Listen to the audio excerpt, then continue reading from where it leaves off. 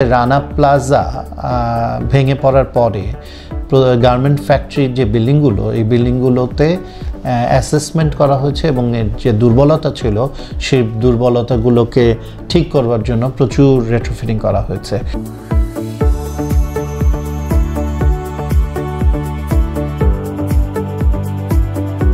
প্রচুর রেট্রোফিটিংয়ের কাজ হয়েছে, প্রচুর। কারণ হচ্ছে বিশেষ করে গার্মেন্ট ফ্যাক্টরিগুলোতে, কারণ হচ্ছে যে রানা প্লাজা ভেঙে পড়ার পরে গার্মেন্ট ফ্যাক্টরির যে বিল্ডিংগুলো এই বিল্ডিংগুলোতে অ্যাসেসমেন্ট করা হয়েছে এবং এর যে দুর্বলতা ছিল সেই দুর্বলতাগুলোকে ঠিক করবার জন্য প্রচুর রেট্রোফিটিং করা হয়েছে। তো এই ধরনের প্রচুর উদাহরণ আছে গার্মেন্ট ফ্যাক্টরি বিল্ডিংগুলোতে।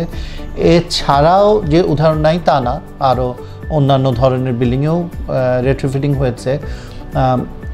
রেট্রোফিটিংয়ের উপায় যদি বলি, খুব সহজভাবে হচ্ছে যে অনেক ক্ষেত্রেই আমাদের দেখা যায় কলামগুলো দুর্বল হয়। কলামগুলোকে যদি আমরা আরও মোটা করে দিতে পারি, নতুন করে রড দিয়ে ফাউন্ডেশন থেকে রড নিয়ে এসে রড দিয়ে কলামগুলোকে মোটা করতে পারি যদি কংক্রিট দিয়ে, এটাকে বলে কংক্রিট জ্যাকেটিং। একইভাবে বিমে জ্যাকেটিং সম্ভব। বিমে যদি জ্যাকেটিং করি, এগুলো হচ্ছে খুব কমন, যে কলাম জ্যাকেটিং, বিমের জ্যাকেটিং কংক্রিট দিয়ে। তো এইভাবে করে আমরা কলাম বা বিমকে মোটা করে বড় করে আমরা রেট্রোফিটিং করতে পারি।